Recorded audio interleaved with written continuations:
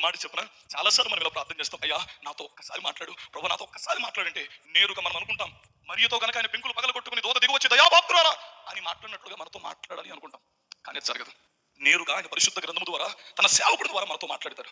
ఒక్క మాట మీరు ఎప్పుడు గుర్తుపెట్టుకోండి, ఇక్కడ నిలబడుతుంది దైవజనుడే, మాట్లాడేది సేవకుడే, మీరు వింటుంది సేవకుని స్వరమే, కానీ శబ్దం పరలోకం నుండి వస్తుంది. స్వరం దైవజనుడిది, శబ్దం పరలోకం నుండి వస్తుంది. ఎలాగో చెప్పనా, ఒక మాట చెప్తాను. కొన్ని సంవత్సరాల పాటు సంతానం లేక తల్లడిల్లిపోయి అవమాన పాలైపోయి నిందల పాలైపోయి ఉక్కిరి బిక్కిరైపోయి చచ్చిపోతే బాగుండు ఈ దరిద్రం అనుభవించడం కన్నా, ఈ నింద మోయటం కన్నా విలపించి శిలోహు ప్రార్థన మందిరంలో మొరపెడితే ఆమె మొర్రను విన్న దేవుడు ఆమె గర్భాన్ని తెరిచి సంతానం ఇచ్చాడు. నేను వాకింగ్ బయటికి వెళ్ళట్లే, ఎగ్జాక్ట్గా ఐ ట్రాక్, జాగ్రత్తగా వినాలి. సమూయేలు అనే వ్యక్తి అతను మొదలుకొని బెర్షెబా దాకా కన్నతో నొందిన దైవజనుడు రాయబడింది. అతన్ని పుట్టిన వెంటనే పాలు విడిచిన వెంటనే మందిరంలో వదిలివేసి వెళ్ళిపోయిందట. ఎవరు? హన్న. వెళ్ళిపోతే ఒక రాత్రి దేవుడు సమూయేలుతో వచ్చి శామ్యూల్ అన్నారు. వెంటనే సమూయేలు లేచి పాస్టర్ గారి దగ్గరికి వెళ్ళిపోయి, పాస్టర్ గారండి మీరు నన్ను పిలిచారని అడిగాడు. వెంటనే పాస్టర్ గారు అన్నారు, లేదు నేను పిలవలేదు. మరలా వెళ్ళి పడుకున్నారు. మరలా కొంత సమయానికి శామ్యూల్ అని పిలిచాడు.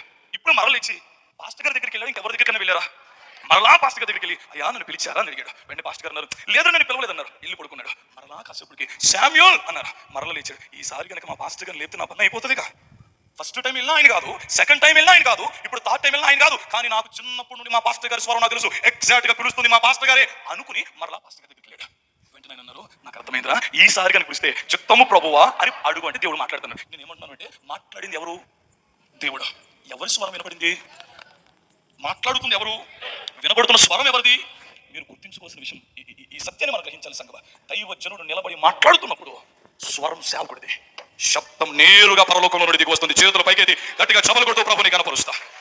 ఆ మాటకు మనం లోపడగలిగితే, ఆ గద్దెంపుకు మనం లోపడగలిగితే, అక్కడ మనం సరి చేయబడగలిగితే, ఆ మాటలు దైవజనుడి మాటలు దేవుని మాటగా మనం స్వీకరించి మన తల వంచగలిగితే, నేను మరలా చూస్తున్నా, నీరు కట్టిన తోటగా మన జీవితాలు మారిపోతాయి.